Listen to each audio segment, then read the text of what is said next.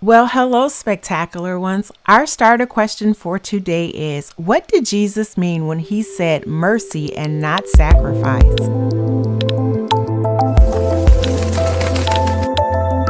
As we continue our warm-up, let us pray. Esh Okla, our Lord and Savior, our consuming fire. Lord, look at our lives and see that we have need of you to burn away anything in our lives that is not producing fruit according to your will, your way. Lord, you get the glory. Amen. Before we get into this chapter, it's a YouTube algorithm. So to help others find this Walk With Me channel, so they too can learn more about the goodness of our Lord and Savior, please take this time and hit the buttons like, subscribe, and so you will also know when our next Walk With Me journey is available. Press the notification button right next to the word subscribed. For Matthew chapter 9, on a make it personal level, this chapter causes me to thank the Lord that he foresaw that I and my loved ones had need not only for a physical physician that could heal our bodies physically, but could on a spiritual level heal our souls. Verses 1 through 8 is where we will start our walk together through Matthew chapter 9. And so beginning with verse number 2, it says, "Then behold, they brought to him a paralytic lying on a bed. When Jesus saw their faith, he said to the paralytic, 'Son, be of good cheer. Your sins are forgiven you.'" And so to define paralytic, that means someone that has a loss or impairment of voluntary movement in a body part. And Jesus, seeing this person's physical need, also saw this person's thoughts. And so I say that to say that Jesus not only knows what you need physically, he knows our thoughts. And so he looked at this particular person, and I could imagine when his friends brought him to Jesus, this person was kind of like fearing and a little bit, perhaps thinking, I'm not worthy to go before this Jesus. And I could see that Jesus, seeing his thoughts, addressed what this man first had need of, and that was for his sins to be forgiven. And going on, when it says they, it makes me say that we all need some days in our lives, someone that can look at us and see that we have need, someone that can hear our voice and tell that something is just not right, someone that without us even asking will go before the Lord on our behalf, will take our situation to the King. Verse number 3 talks about the scribes, and the scribes here are pretty much saying that Jesus is blaspheming. And blaspheming is described as or defined as to talk about God or religion in a way that does not show respect. And we know, of course, that was not what Jesus was doing. But while the scribes, who were supposed to be the teachers of the word, did not fully understand what Jesus did, there were others in the crowd that marveled and glorified God. So do understand this.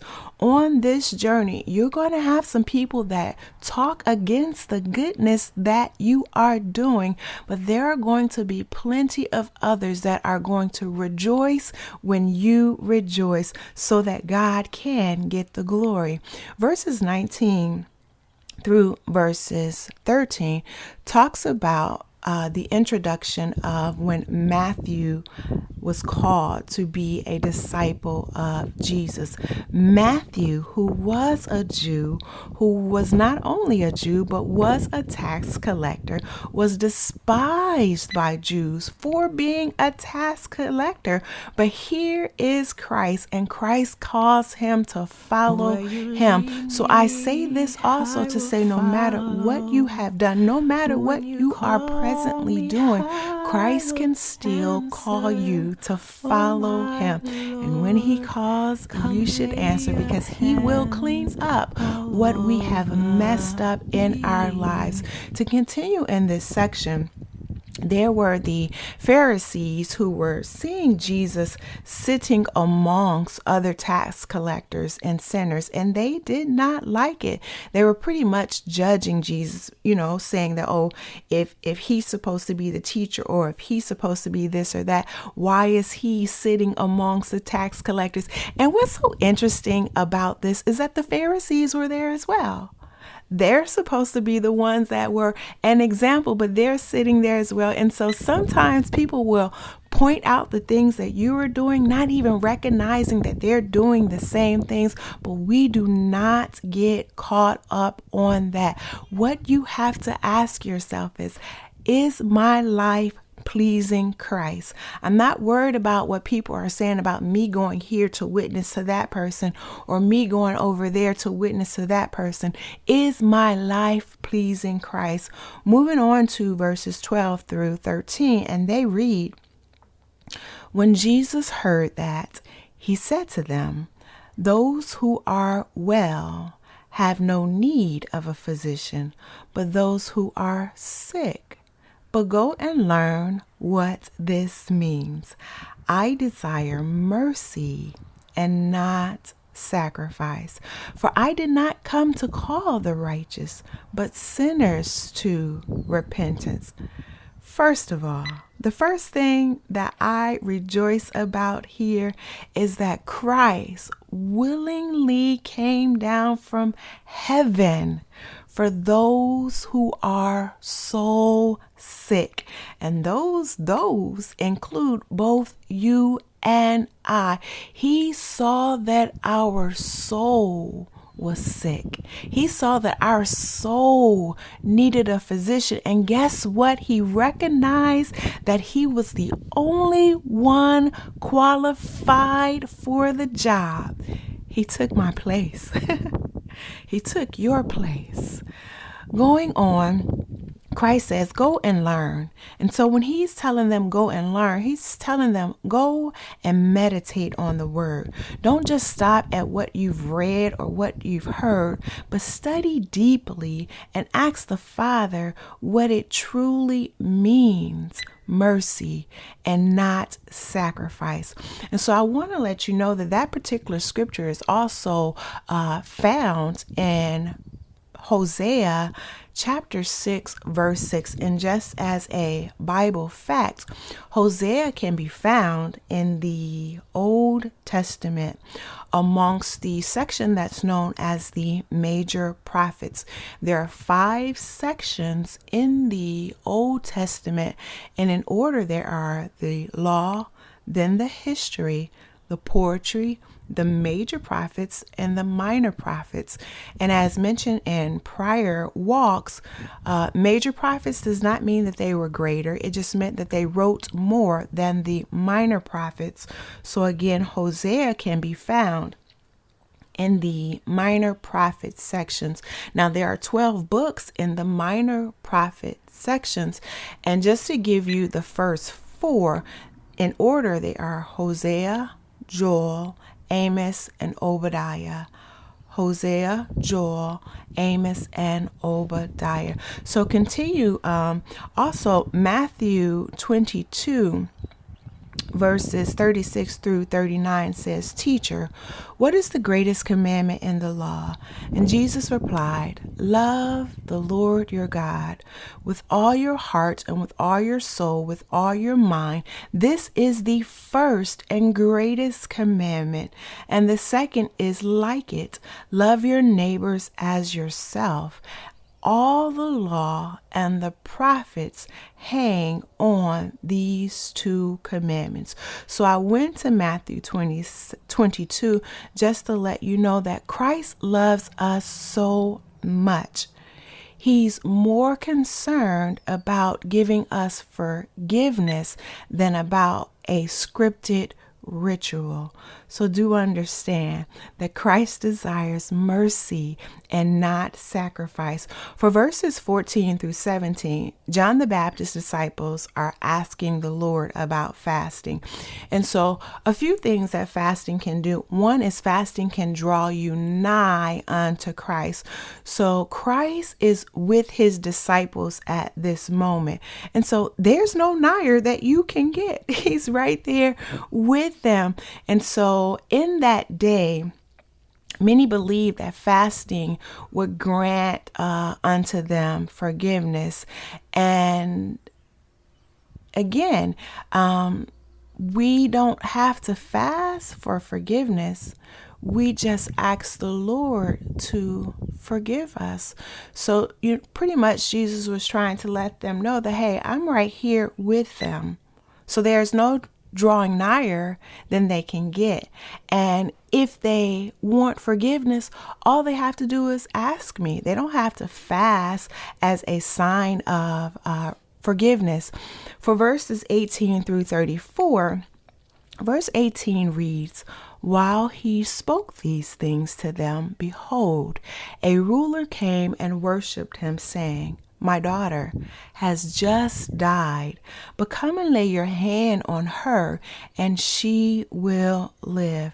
I'm going to define ruler, and a ruler in the biblical times was someone that oversaw worship service. They chose who prayed, who read the scriptures, who got to explain the scriptures, etc. And so this ruler's daughter had died. And in this particular case, I just want to show these different things.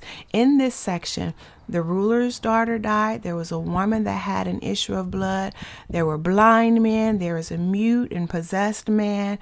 And so during these different phases in this scripture, the ruler's daughter, Jesus touched her, and she pretty much came back to life.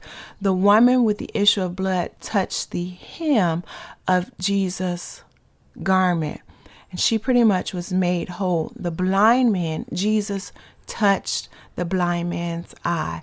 The mute and the dumb demon possessed, it doesn't really say who touched who or if Jesus just spoke a word, but in either case, it was granted unto them according to their faith.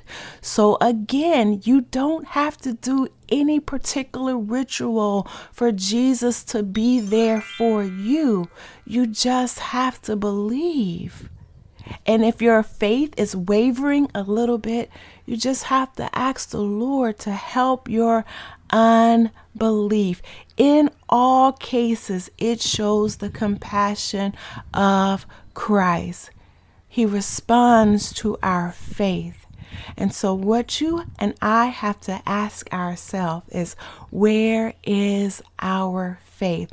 For verses 35 through 38, I'm going to read those really quickly, and they say, "Then Jesus went about all the cities and villages, teaching in their synagogues, preaching the gospel of the kingdom, and healing every sickness and every disease among the people. But when he saw the multitudes, he was moved with compassion for them, because they were weary and scattered like sheep, having no shepherd. Then he said to his disciples, The harvest truly is plentiful, but the laborers are few. Therefore, Pray the Lord of the harvest to send out laborers into his harvest. Verse number 38 leads us right into chapter 10, where pretty much Christ is sending the disciples. And to this day, Christ is sending us.